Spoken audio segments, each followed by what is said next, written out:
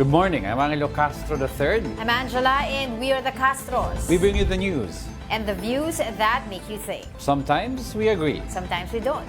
This is News and Views. And here are today's headlines. The NBI raids a Chinese-owned metal company in Marilao, Bulacan for allegedly storing and processing chemicals used to make bombs. MMDA officials are no longer allowed to vlog their operations following a viral incident wherein a cop was apparently shamed. The COMELEC issues a show-cause order against Misamis Oriental Governor Peter Unabia for making misogynistic remarks during a campaign rally. And Signal HD Spikers secures their 9th championship title in Spikers Turf Open Conference.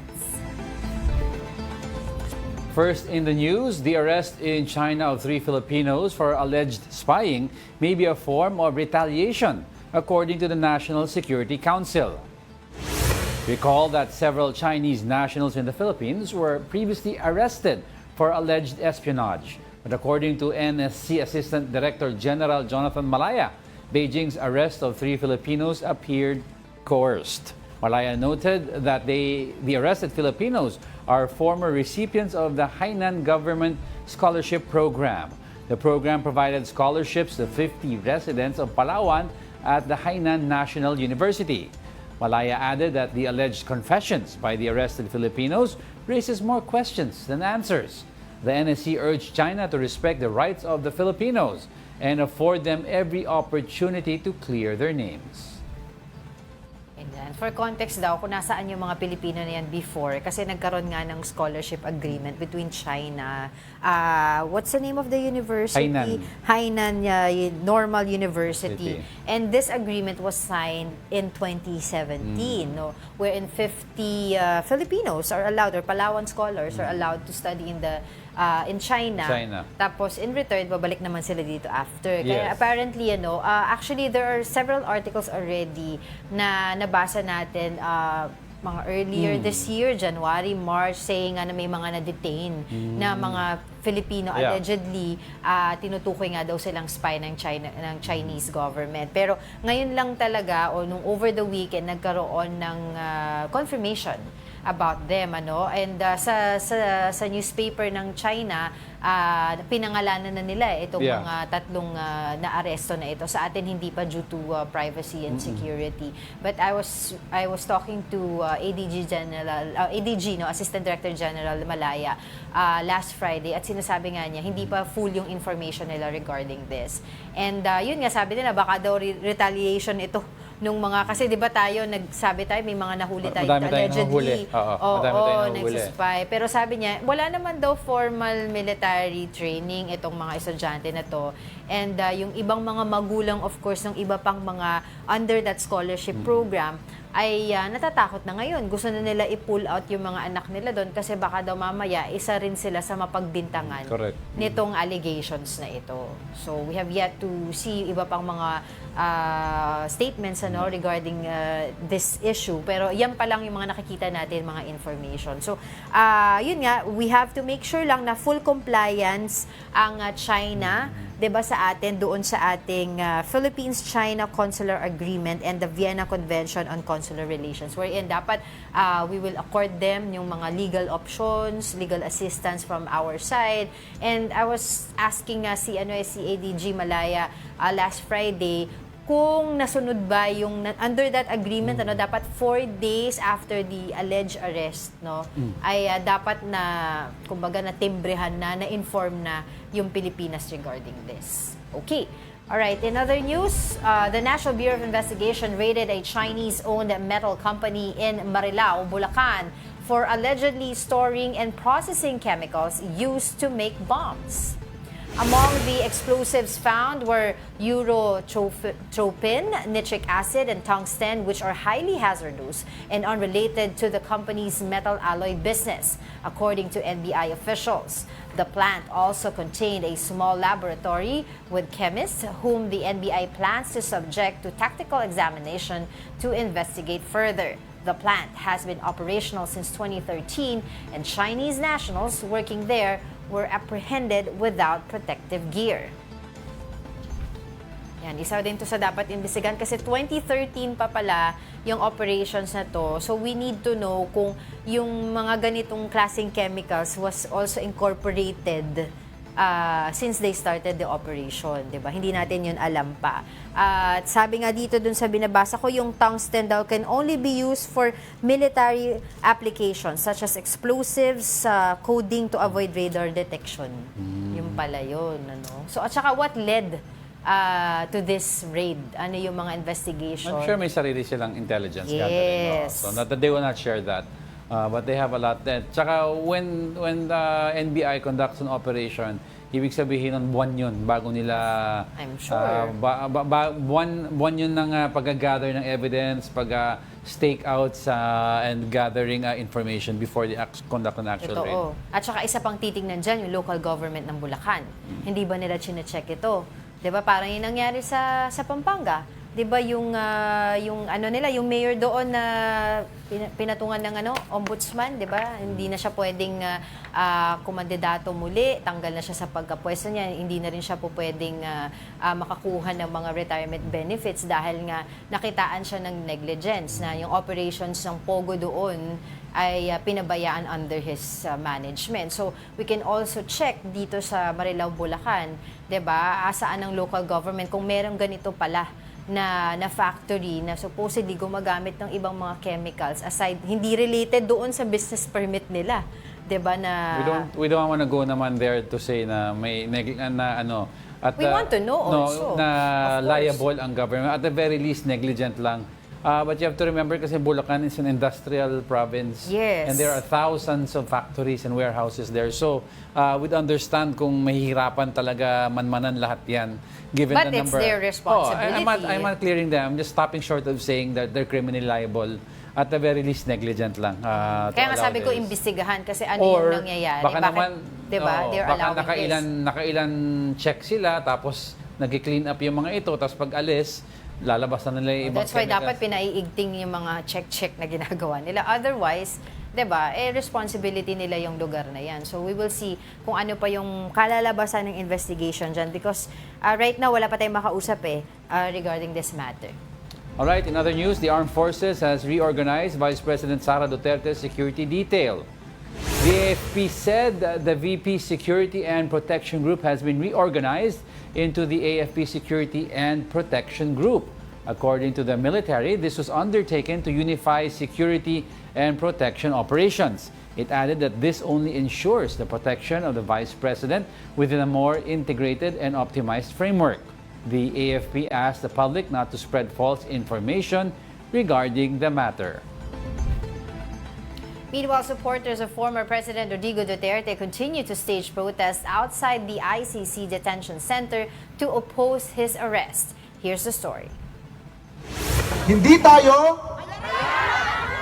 Hindi tayo!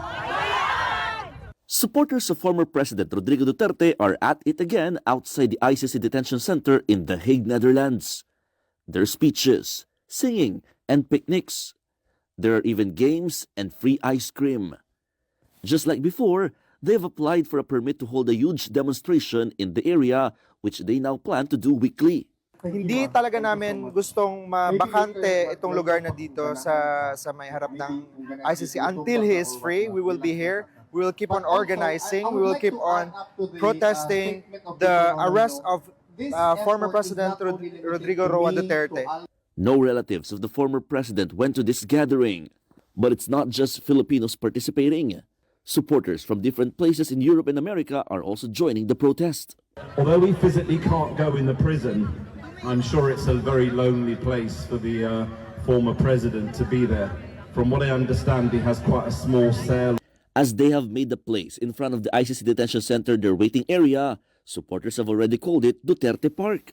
Vice President Sara Duterte actually mentioned it in jest during her last visit.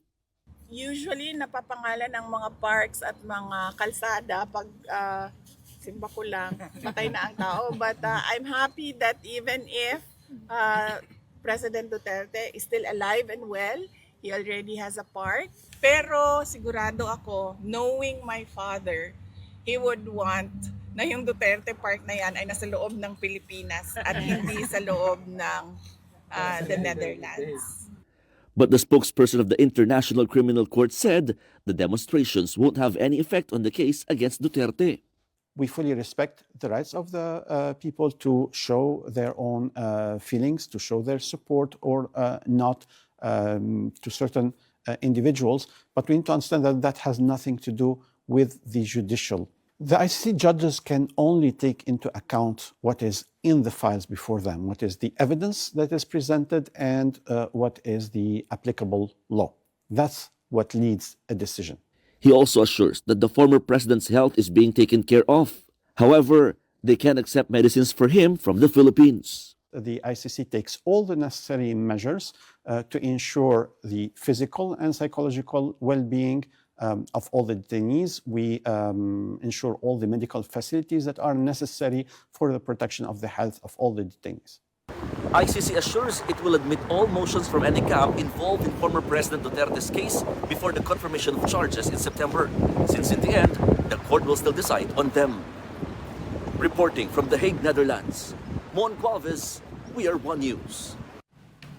Nilinaw naman yung doctor, yung spokesperson ng ICC, sabi niya, in the past, other leaders have also had rallies na almost with the same number before and it will never affect the case before them daw.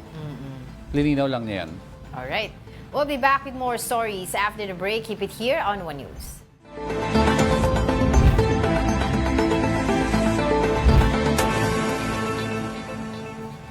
Good morning. You're still watching News and Views here on One News. The MMDA has imposed a ban on vlogging or recording and posting videos of its operations. MMDA Chairman Romando Artes said only the Public Affairs Staff, Public Information Office is authorized to share official content on social media platforms. This decision follows a meeting between MMDA and representatives from Metro Manila's 17 local government units as part of preparations for the Holy Week rush.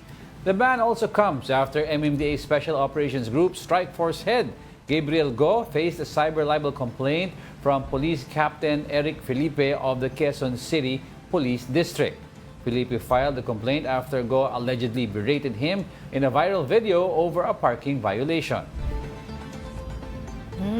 Nako. Oo, So, hindi, ito kasi- ba ang solusyon? Pagbabawal sa vlogging? Oo, kasi pag madaming tao kasi nagpo-post from their personal accounts, medyo magulo yan. But if you have one messaging lang, in other words, dapat manggagaling sa ahensya or may official I videographer. think meron naman silang official Yeah. grupo para dito. Yes, yun yung sinasabi Pero nila.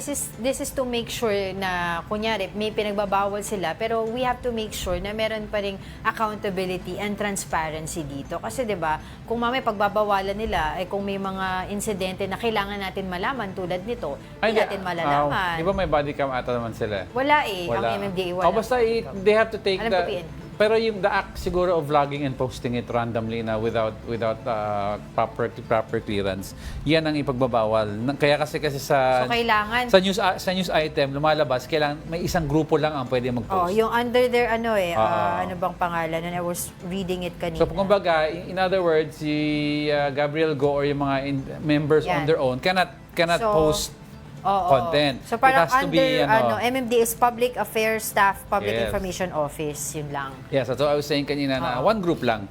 In other words, hindi multiple messaging. But, that's beside the point kasi medyo effective yung mga ganitong videos in deterring. Kasi, because of that, parang pag nakita ng ibang tao si Gabriel Go, parang natatakot sila. So, medyong we have to follow the law. Nandito MMDA, they mean business. So, medyong effective. It's just that siguro the act of berating ang Yun medyo yung hindi ayaw off. naman natin, di ba? Pero kasi may ginawa din kasi talagang mali yung kabila. May ginawang mali. Yung uniform personnel, parusahan sila ay ang mali. illegally nag-park doon sa lugar na hindi naman Correct. dapat. Pero yung berating someone, yun ang hindi natin. Kung mali, of course, hindi porket sinotolerate. police officer i-accord mo ng extra kindness over and above the citizens. Di ba? Lahat Pero naman syempre, tayo, ang point is lahat tayo are law-abiding citizens. Yes. But the act of berating anyone, regardless kung may tsapa ka o hindi. Ay, yun ang atin hindi yun ang wag. tolerate, Yun of ang wag. course. Pero syempre dito, some people are raising their eyebrows. Ika may mga question dito sa pagbabawal ng vlogging, etc. Because meron ba dapat permit na kunyari may gustong i-vlog, kailangan na permit na kunin from MMDA kasi paano naman daw yung freedom of expression, and of Yeah, course to tama. make sure, yun nga yung pinopoint ko kanina, may transparency pa rin. Paano- Of course, sa side ng MMDA, if they will vlog about this or they will let yung mga official photos and videos na, yung ano lang yun, yung ikagaganda ng of course ng, Correct. ng ano nila, Pero ng kung gusto ahensya mag-cover nila. ng media, it's not like totally bawal ata, but you need to secure. Oh, that we Pero need to, yan ang medyong, clarify. kakataas ng kilay lang medyo yan dahil media should be able, or content creators for that matter, should be able to cover anytime. Kung wala ka mang ginagawang mali, Oo. hindi ka dapat matatakot. Well, according to their statement, it's vlogging. So that's different naman Okay. from, di ba, news coverage. Correct ka So, dyan. Okay, yun. So, vlogging. isa-isahin natin yan kung sakasakali may meron tayong oo. makausap mula sa MMDA para mas malinaw. It would And be nice to clarify that. Yeah, to Oo. make sure na meron pa rin transparency and accountability. Kasi alam mo naman, ugali ng Pinoy, pag may nangyayari, taasan na ng phone, ganun na lahat. Diba? I mean, for some reasons, nakakatulong din. At least ito, tingnan mo, yung nangyari dito sa kila Gabriel Go. Diba? At least nalaman natin, mali yung ginawa niya, pero meron din instance na itong side na to, diba? Mali din yung ginawa niya, binarate niya, mga basta ganon. wag lang yung mga spliced videos na... Wag lang. Yun ang yun ang problema dyan. Yeah. Kaya yung uniform personnel na magsasampa or nagsampa na ng cyber libel, against doon Captain sa Felipe ba? na against doon sa nag-upload at saka kay Gabriel Go. Although sabi ni Mr. Gabriel Go, hindi daw kanya yung vlogging site na yon, yung Dada ba yun? I forgot the name. Yun nga kasi sabi daw may mga cyber complaint nga siyang na kumbaga ay pinasa doon. Ang pangalan niya Captain Felipe. Oo. So hopefully we can talk to somebody from MMDA to clear about this Clear this issue. to clear this issue, diba? Kasi, alright. Bilang Pilipino, bilang Pilipino. The Commission on Elections has issued a show cause order against Misamis Oriental Governor Peter Unabia over his remarks regarding the nursing profession. Unabia drew criticism after claiming that the provincial nursing scholarship program is only for beautiful women. During a proclamation rally, he said that male applicants are not allowed, adding that female scholars must be attractive. The re-electionist also highlighted that ugly nurses could worsen a patient's condition. 2025 na, ganyan pa rin mga ugali ng mga tao. Iba dyan. Diba? Ako yung mga jokes sa ganito, hindi na po Hindi na. akma sa panahon. Kahit nasabihin pa natin, ganyan kayo sa probinsya nyo, ganyan yung, hindi ko sinasabi lahat kasi minsan may nagsasabi na, ganito talaga kami magsalita sa ganitong region. Huwag nyo pong lahatin. Kung at gusto saka- nila, not for public consumption. Kayo na lang magtropa kayo habang magsasama-sama, magbiroan. Kasi Pero hindi pa rin. Hindi man, I'm saying, I'm not saying tama. I'm just saying naman, we're all human. Sometimes, pag tayo lang magtropa, may kanya-kanyang joke lang tayo, nagkakaintindihan. But as a politician pa, as a governor, di ba, tumatakbo ka, binibenta mo yung sarili mo as a leader. Ganyan ang sinasabi mo. Hindi Yes. maganda. Plus, concerning to, dahil this comes after yung remarks also. Yung sa Pasig. Yung sa Pasig Oo, naman. sa Actually, Pasig yung sa naman. Pasig, I forgot his name. Distasteful din yun. Oo, parang suspended siya for 3 days sa mga kampanya with his party. No? And aside from that, nag-public apology na siya. Kaya lang, yung pag-apology niya, parang meron pa rin paninisi sa ibang tao na parang ginamit daw ng ng Fake kalaban naman. niya, yung insidente na yun. Well, whether ginamit ng kalaban niya o hindi. You said it pa rin. That's the actual video So, Diba? You said. Kaya sabi ko, 2025 na ganyan pa rin pag-uugali ninyo. Dapat sa inyo di na kumakandidato, di ba? Sa public bilang public officials. Yeah. Kasi hindi po nakakaganda. Yan ang importante, di ba? At saka dapat sila siguro ay kumbaga mag-undergo ng gender sensitivity program para malaman nila kung ano ba yung mga dapat at hindi sinasabi tungkol dito. Kahit hindi gender sensitivity program, basta basic moral values yan Di ba? Huwag kang magsasalita ng masama sa kapwa-tao. Anong kinalaman ng pagiging maganda at pangit ng isang nurse sa magiging output ng kanyang trabaho? At the end of the day, good moral values, di ba? Kung maganda ang asal Tatandaan mo. nyo na po, tinan mo, di ba? Dapat pag matanda na may pinagkatandaan. 'Diba? Pero yung sa mga binitawan niyang salita, Bakit? Porket mas matanda, mas maalam? hindi dapat nga Joke ganun lang. na eh. Kasi meron na kayong, dapat may wisdom na ang mga Kayo? matatanda. Bakit kayo? Bakit Hindi, kayo? diba? You know what I mean. Oo. Diba? hindi, Promeno ka sabihin. dyan, ha? Promeno ka dyan. Sa Yun lang sensitivity ka, pero sasabihin Hindi naman ako ageist, di ba? O, ang dami mga labels na yan. Well, Pero hindi ako ageist. I'm just Itigilan natin saying itong mga label na yan. And Hindi, then, pero importante ito malaman basic, ng ating mga... good moral values. Oo, di ba? Basic. Importante na malaman ng mga ating mga, lalo na itong mga public officials na to, na kayo po ay nagsisilbi sa taong bayan. Hindi po kayo yung kami yung boss, di ba? Yung constituency po yung boss. Yung constituency po ay pinagsisilbihan ninyo. Parang slogan ng ng dating presidente. Ay, ganun ba? Hindi ko naman Kayo ang inisip. boss ko. Di ba? Hindi ko sinasabi kasi minsan itong mga kumakandidato na to, tingin nila sa mga sarili nila, mga mga Diyos na naghahari-harian sa nila. Pero yan, well, wala pa ako naririnig na public apology mula dito sa Wala pa. Misamis Oriental. Pero yun nga, yung dun sa Pasig, meron na, pero parang hindi naman, Actually, hindi ko pa nakita sincere, apparently, yung kanyang apology. So, fake news na galing naman. dun sa mga ibang mga advocacy group.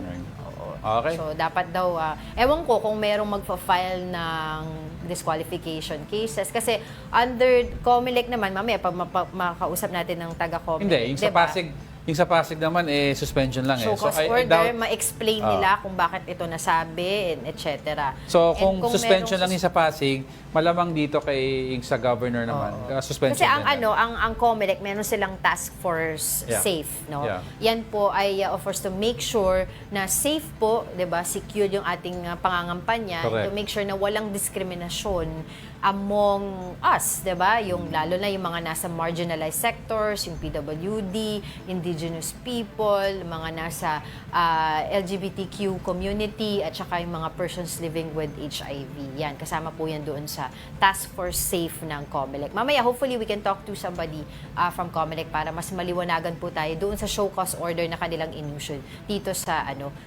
mga kandidato sa Pasig. Basta basic lang yan, good moral values. Alright, in other news, 4 Filipino teachers based in Myanmar are still missing following the magnitude 7.9 earthquake. Here's the report. The death toll from Myanmar's 7.9 magnitude earthquake rose to 3,564, with more than 5,000 people injured and 210 still missing. Other nations have deployed rescue teams to assist in search operations. But the United Nations said Myanmar's military is limiting critically needed humanitarian aid. This is something that we've been extremely concerned about for a very long time, because this is part of a strategy that is used by the military to prevent aid getting to populations that it views as not supporting its seizure of power back in 2021. And so there has been a very active effort, not just to restrict where humanitarians can go, but particularly to prevent them from delivering aid in conflict-affected areas. Myanmar's ruling junta has yet to respond to issue a statement on the matter. On Friday, their leader attended a regional summit in Bangkok, where attendees stood to observe a minute of silence in tribute to the victims. Meanwhile, 4 Filipinos are still missing in the capital city of Mandalay. All of them are teachers who were believed to be inside a building that collapsed during the tremor. The Foreign Affairs Department said it is unsafe for their relatives to fly to Myanmar. They are assured that authorities are on top of the situation. It won't be possible to bring them to Mandalay. We might be able to bring them to Yangon, where they'll monitor what the embassy is doing.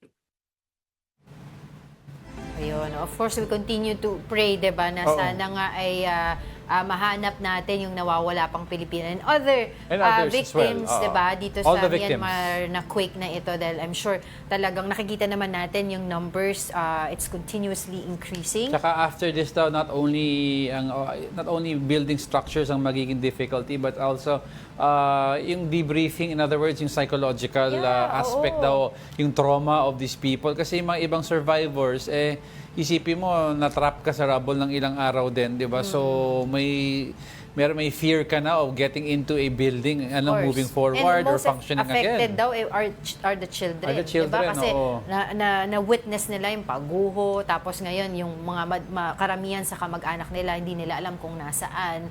And sila yung mga nadi-displace pagka may mga ganitong mga kalamidad. Sabi daw, in certain areas dyan sa Myanmar, may amoy na daw eh. Yes, oo. Tapos May it's really stench hard already. although yun nga, 'di ba, ASEAN, ibig sabihin one nation. Yeah. So kailangan tutulong yung mga ASEAN neighboring countries. Even if may mga tulong pumupunta doon na nahihirapan lang Yeah. sila dito, is yung to give the help the assistance itself, correct. kasi nga dahil magulo pa yung yung Yeah. daanan, tapos Pero- yung airport sarado. But regarding the issue sa COMELEC, I think we have with us... Oo, mamaya. Oo. Ngayon na ba? Ngayon na ba?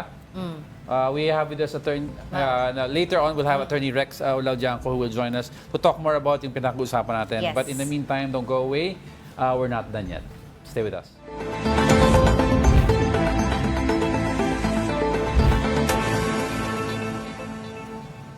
Welcome back. You're still watching News and Views here on One News. Now we are joined by COMELEC spokesperson Attorney Rex Laudianco to discuss this recent issue with Governor Onabia. Attorney Rex, good morning. Thank you for joining us again.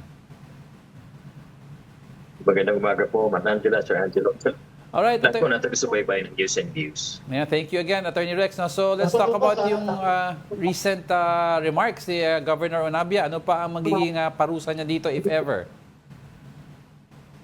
Tama po kayo, no? Magpapadala nga po ng isang show cause order doon sa naturang governor dahil nga po nakikita po ito ng isang sexist remark na nakikita namin na ito ay discriminative against women at isang klase ng gender-based harassment. Meron po kasing resolution ng COMELEC Resolution 11116 na siyang nagbabawal po ng mga ganitong uri ng mga pahayag at pagkilos, lalong-lalo na sa panahon ng pangangampanya. Can you tell us more about it? Ito po ba yung Task Force SAFE?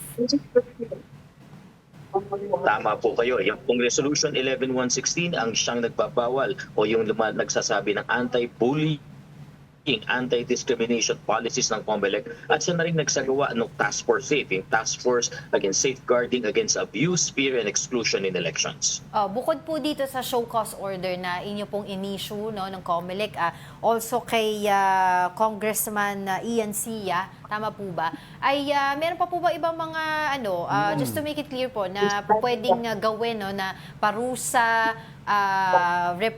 tawag doon, ma-reprimand po itong mga opisyal na ganito po ang pag-uugali? Opo, dalawa po kasi lagi ang kahinatnan ng paglabag ng COMELEC resolution tulad nitong resolution 11116. Una, malinaw po sa resolution na yan na maaari naming makasuhan ng isang election offense, kasong kriminal po ito, na maaaring magdulot ng pagkakakulong ng 1 hanggang 6 na taon, pagkakatanggal ng karapatang bumoto at perpetual disqualification to hold public office. At lagi din po sa paglabag ng COMELEC resolution, kasama po yung tinatawag natin na disqualification. At kung makapapansin nyo nga po bilang update na rin po, Ma'am Angela, Sir Angelo Jago, yung pong sa kaso ng kandidato sa Pasig, meron na rin pong nag-file ng formal complaint sa aming Law Department, complaint for election offense. Kaya po dalawa ang susulong na investigasyon dito. Maaring sumulong na po yung preliminary investigation ng Law Department kasabay po ng investigasyon ng Task Force. Pero usually, Attorney, gano'ng katagal itong mga gugulong, no? Itong mga hearing, itong pag-determine kung may liability siya, given na malapit na rin yung araw ng halalan? Pagkatapos po kasi ng investigation ng Task Force SAFE, anuman po ang naisin nila ay maaari pong mauwi ito sa isang disqualification case na akin po sa Commission and Bank. Ang pangako po kasi ng Commission and Bank sa mga disqualification cases ay agad po itong tatapusin at bibilisan po ito. Tanggap po natin na maaring sa proseso yung pong ating complaint for election offense ay maaring hindi umabot po yan dahil bibigyan po talaga ng pagkakataong sumagot. And ultimately, yung pong resulta ng kung may probable cause finding, ipafile po ito kasi sa Korte, sa Regional Trial Court. So mas inaasahan po natin na mas mabilis yung disqualification proceedings kung sakali man ito ang kahihinatnan. Pero dito po, para lang po ma-enlighten din po yung mga viewers natin na spokesano, dito po sa show cause order na inyo pong inisyo both to this candidate, ano po yung mangyayari doon?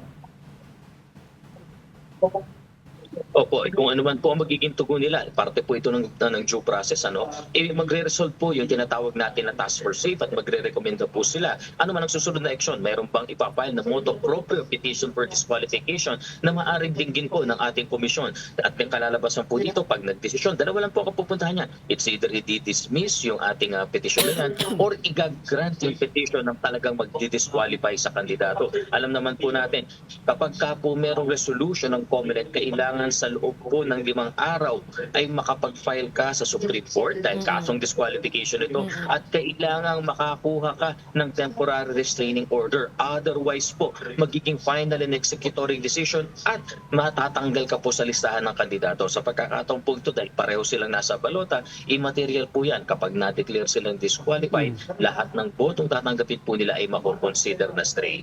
So attorney, ganyan ka-stricto ha? It's just either ma-disqualify ka or hindi. With an apology, be sufficient enough na to guarantee COMELEC na hindi nila ulitin to at pabigyan sila? Naku, hindi po. Yung po kasing mga paglabag sa mga batas panghalalan, ito po yung tinatawag natin na malum prohibitum. Hindi naman po very evil in itself po ito, kundi yung mismong pagsasagawa ng ito, pagka-consummate, ay talaga pong lumalabag na sa batas. At pag lumabag na sa batas, no amount of apology po will do. Kasi yung publiko po ang naapektuhan dito, hindi lang naman yung particular. At higit sa lahat po, yung pagkakalabag sa batas at alituntunin ang tinututukan natin dito. Actually, attorney, if you speak to a lot of people on the ground, ang dami daw mga local officials na have similar remarks or ways of campaigning daw on the ground. Minsan hindi nga speech, minsan pag nag-house to house, may mga joke daw na ganyan, no? Bakit kaya, attorney, na may increase sa mga ganitong klaseng pag-uugali sa kandidato? I mean, kulang ba tayo ng ng refresher course of proper campaigning? Ayoko pong mag-speculate, pero ang tingin po namin dito kasi talaga, merong mga kandidato po na talagang hindi nila iniisip na merong mga batas, merong Safe Spaces Act, merong Magna Carta for Women, merong batas laban sa violation of the rights of women and children, merong HIV and Philippine AIDS Privacy Act, Indigenous People, at marami pang iba.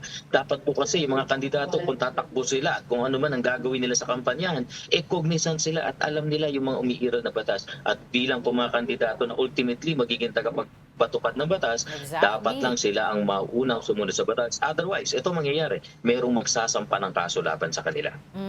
Yung sa panig po nung Misamis Oriental Governor na tumatakbo, si Unabia. Si Unabia at saka yung congressman sa Pasig po. Sumagot na po ba sila doon sa show cause order? Kailan daw po ba sila dapat humarap sa COMELEC? Sa loob po ng 3 araw, sa aking pagkakaalam po, wala pang naite-tender na sagot yung pong sa Pasig at wala pa rin po yung sa Misamis. At inaasahan po natin yung sa Pasig po, sa pagkakaalam ko, bukas po ang kanyang deadline. Hindi naman po kailangan humarap siya dito, pwede pong ipadala niya sa isang representative niya. Pwede rin pong siya, pero nililinaw namin pagdating dun sa complaint, preliminary investigation, kailangan personal siyang humarap at manumpa po sa law department namin. Right. Go ahead. Spokes, taking this opportunity na rin to ask you regarding the jingles, yung mga campaign jingles na naririnig natin. Yan din po ba ay sakop doon sa Task Force Safe po ninyo? Kasi may ibang mga jingles po tayo naririnig na may mga double meaning, hindi po maganda sa pandinig ng mga kabataan po na pinatutugtog sa kanilang mga bayan. Kasama po ito, Ma'am Angela, Sir Diego. In fact, sa tapaking pagkakaalala, ito nga po ang dahilan ba nagkaroon ng Resolution 11116. Kung matatandaan niyo po, nung barangay elections, may isang jingle po na mayroong lewd meaning. Merong lewd meaning kaming nadidinig po. Yung pang kanta na ginamitan niya ng merong mga hidden undertones. At dahil po dito, sinulatan namin sila, pinatanggal namin yan. At ito po na po lumabas. Sabi ng COMELEC, hindi na kami papayag na maulit ito, kaya lumabas ang Resolution 11116. Okay, si Mocha, di ba sa Manila ngayon, meron siyang jingle na may hidden meaning. Yun, hindi nyo pa na-check nyo na po ba yun, Spokes? Opo, hinihintay din po namin yung mga reports po patungkol dito at sana po makipagtulungan sa atin ang ating mga bayan. Kung meron po kayong nalalaman na ganito na offensive sa ating sensibilities, offensive sa ating kultura, at higit sa lahat lumalabag sa mga existing na batas, ipagbigay alam niyo po sa COMELEC at kita niyo naman po, hindi kami mag-atubiling mag-imbestiga at magkaso kung kinakailangan po. Yun ang lilinawin ko, attorney, no? Kasi tinatanong ng marami, kailangan ba, kunyari, may magre-report, may nakita silang medyo offensive ang ginawa, sila ba daw ang magiging complainant or merely sila ang magbibigay ng info sa COMELEC and COMELEC will be the one to handle everything else? Naku, hindi po kailangan sila complainant. Tulungan nyo lang po kami makuha ang ebidensya, yung mga pangyayari, sinong involved, saan, kailan naganap ito. At sa pagkakataong to, dalawang kaso na to, mismo COMELEC po ang nag-issue ng show cause order, may task force na po kami. Sila po ang lalabas na complainant dito. At ang pangako pa namin nga, makipagtulungan lang kayo sa amin kung kailangan, confidential po natin yung identity nyo nang hindi naman po kayo makaramdam ng anumang pong kabao o takot. Yun ang importante sa kanila eh. Anonymous daw, attorney. Anonymous daw sila eh. Oo. Okay. Sige, any more update po? Yes, Spokesman sa ating preparation? Malapit na, halalan. Dito sa ating midterm elections. Lalo na spokes sa, siguro sa internet voting. Oo. Opo, meron na pong mahumigit kumulang 30,000 o 30,000 na nakapag-successfully enroll sa ating sistema. Dati meron pa pong oras kasi sa April 13, start na po talaga ng botohan. So hinihikayat po natin ang ating mga registered overseas voter, mag-enroll na po kayo. Kung sakaling kayo po ay merong pangamba na mahihirapan kayo, welcome na welcome po kayong dumulog sa mga konsulado at embahada at na-training na po namin ang personnel nila. Hindi lang para tulungan kayo mag-enroll, kundi tulungan po kayo sa pag-navigate sa sistema kapag trial voting kayo and ultimately kapag boboto po kayo. Lahat po ng sistema ay in place na para pag-aangin ang inyong pag-enroll at pagboto. So sana po tangkilikin ninyo ang internet voting para sa inyo po ito. Of course, yung update na rin din po, spokes doon sa vote buying incidents natin. Nadagdagan po ba yung mga kaso na nabalita na po namin prior to this? Yeah. Tama po kayo. Meron na pong naunang iniimbestigahan na 34. Meron pa po yata madadagdag na isa na iniimbestigahan na rin ng aming field office dyan sa Nueva Ecija. Kasi meron pong allegation na parang kakutan sa campaign rally at bigayan. Huwag po kayong mag-alala. Ang Committee on Contrabigay po ay tinututukan ng mga bagay na to para malaman natin merong sapat na ebidensya, may probable cause at kung meron, ganun din po. Committee on Contrabigay na po ang magsasampa ng kaso. Kaya ang importante lang po talaga, tulungan ninyo kaming malaman ng mga insidenteng ito, makakuha ng ebidensya, maimbestigahan at makapagsampa ng kaso. Opo. Spokes, meron din po kasi nagtatanong, nung nag-start po, nag-kick off yung local campaign period po nung March 28, tama po, meron po nagko-question yung presensya ni Senator Coco Pimentel doon po sa Marikina sa parang ayuda orientation. Meron na po bang lumapit sa inyo tungkol dito? Sa pagkakaalam ko po ay wala pa, pero kung sakali mo pong merong magbibigay sa amin ng impormasyon at may sapat na ebidensya, kasama po ito sa imbestigahan natin dahil paulit-ulit po ang paalala ng COMELEC. Una, labag sa batas ang abuse of state resources, ang paggamit ng state resources para sa pangangampanya.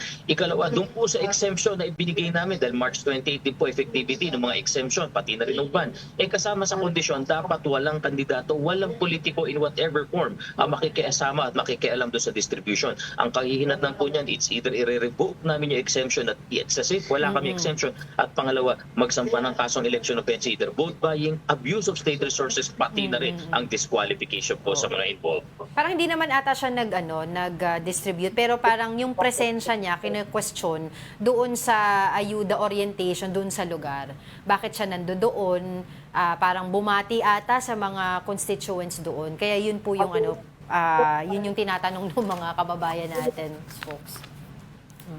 Sana po may magbigay sa amin ng report. Mas maganda kung may mga litrato, may mga video. At tignan din po natin kasi magre-report naman ultimately po yung ating DSWD dyan. Kailangang malaman po namin ang mga bagay na ito para kami makakilos dahil hindi naman po matututukan ng COMELEC.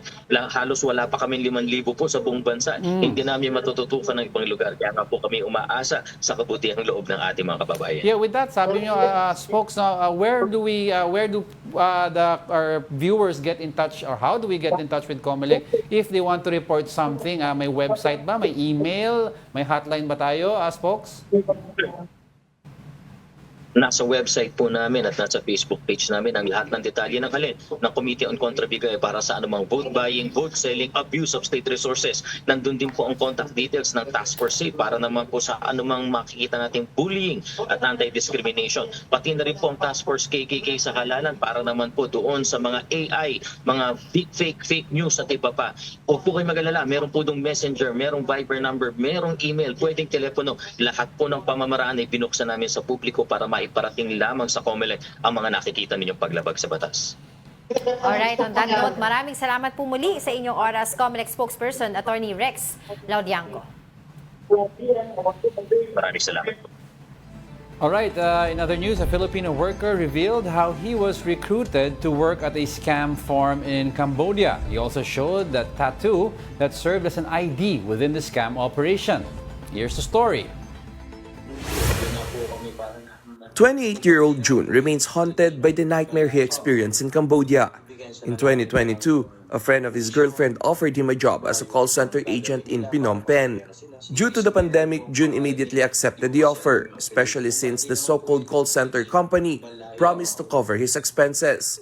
Despite his doubts, given the absence of an employment visa, he went ahead with the departure. Nagkameron kami ng contact sa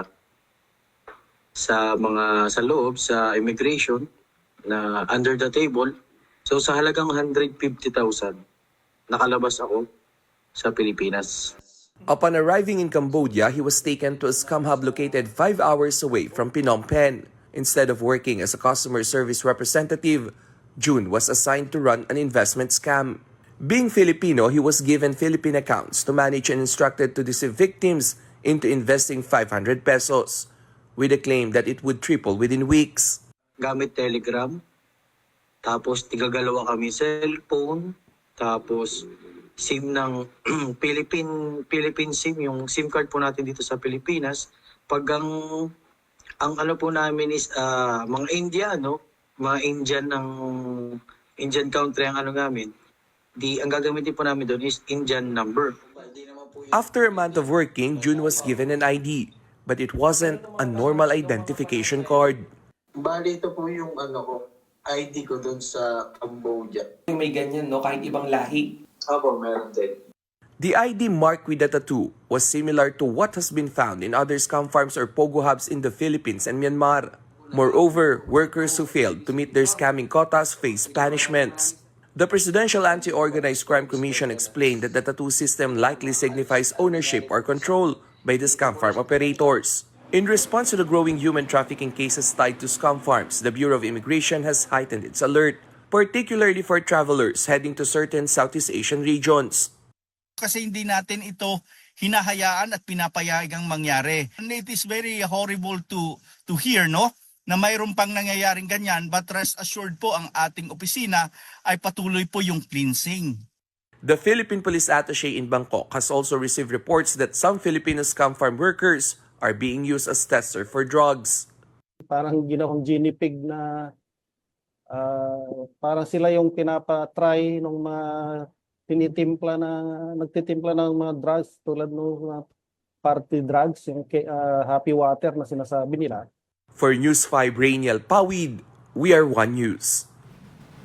The Budget Department has approved a 1 billion peso funding for the establishment of Child Development Centers or CDCs. DBM Secretary Amina Pangandaman said this aligns with President Marcos's directive to invest in education and human capital development. Marcos earlier said 328 low-income local governments will receive funding to implement early childhood care initiatives this year. The chief executive led the ceremonial signing of the joint circular on the establishment of CDCs held at the Malacanang last April 3 rather. Eraserheads frontman Eli Buendia has confirmed that guitarist Marcos Adoro will not be part of the band's upcoming project amid resurfaced abuse allegations. In a statement, Buendia announced that Adoro will be taking an indefinite break to address the issue. He also emphasized the band's firm stance against abuse and its commitment to truth and accountability. The band will perform at the Eraserheads Electric Fun Music Festival on May 31. Now in sports, Signal swept crisscross in the Spikers Turf Open Conference Final, securing its 9th title. Signal leaned on the big game savvy of Louis Ramirez, Steven Rotter, Lloyd Josafat or Josafat, JP Bugawan, and later on Jao Umandal. They outclassed a crisscross squad that once again failed to deliver when the pressure peaked. Rotter, who was hailed as finals MVP, dropped 15 points off 11 spikes, 3 blocks, and an ace. Congratulations. Umiinit ang volleyball. Alam mo naman pag umiinit, ayan, Hindi, kasi kung hindi mo pa na-appreciate kasi ang volleyball, very fast. Yeah. Oo, kasi mas lalo na... First 20 scores, diba? Tama ba? 21? 21 ba? A race to 21. Parang very similar to tennis. Pero sa tennis kasi by 15, 30, 40. Yeah. Pero dito kasi sa volleyball, hanggang 21. Galing naman. Hindi ko alam yung specific room, magpaturo tayo. Daming volleyball player. Dami dito. O turuan mo niya kung may paano. Si Denise. Si Denise, si Gretchen. Oo, di ba? Ako, di marunong. Uy, happy Monday pala to everyone and all our viewers. Thank you for joining us today. Another week na naman tayo of updates on many issues. Aside from the Duterte issue, madami pa dyan. Comelec, of course, kasi malapit na ang midterm elections, which is going to be next month. Next month. And we have 2 candidates who possibly disqualified because of yung lewd remarks. Mga remarks na, ganun lang, di ba? Hindi kasi sila nag-iingat. Baka ma-perpetual disqualification pa sila. High blood ka na naman. Pero hindi, yung dun sa issue naman sa Eraserheads, nilinaw ito ng Eraserheads through their frontman, si Eli Buendia, na hindi na nga muna nila isasama yung kanilang lead guitarist. Yes. Di ba doon naman yun sa natin sa report? Kasi prior to this accusation, meron din alam ko, na mga abuse allegations din sa kanya before, kaya nagagalit sila na yung mga ibang mga tao, na bakit daw pinapayagan pa tumugtog. Pero tumugtog siya that time. That's a big concern. Diba? So ngayon, ang ginawa ng the whole band, nag-compromise sila, ginawa nila na huwag na muna hanggat hindi na-resolve tong kaso na to. Of course, para malinawan din yung issue kasi may allegation ito ng rape naman, nung may allegation sa kanya dito sa lead guitarist ng ano pangalan ng banda nila? Eraserheads yun. Meron daw may allegations ng wait lang na rape nga daw. So this is not wait lang? No, I'm just saying lang na meron daw allegation dito sa lead guitarist ng Eraserheads na rape naman. Well, he has to fix that issue before anything. But how could you forget the name Eraserheads? Hindi ko na, basta. Beatles ng Pinas yan. Hindi, na-excite lang ako dun sa kasi, doon sa magkaka-concert sila. Pero mabuti na nililinaw nila na itong issue na to is a no-joke matter. This is a grave accusation which has to be clarified. It may tarnish the legacy of the band. So just to err on the side of safety and while his name is being cleared, doon ka muna. Pero kasi this is not, as I've said, this is not the first time na may mga allegations against that guy or yung kanilang lead guitarist. Alright, bumubulo na konsensya ko. Okay. And that wraps up today's episode of News and Views. Join us again tomorrow. I'm Angela Lagunsad Castro. And I'm Angelo Castro III. We are One News. All sides, all the time.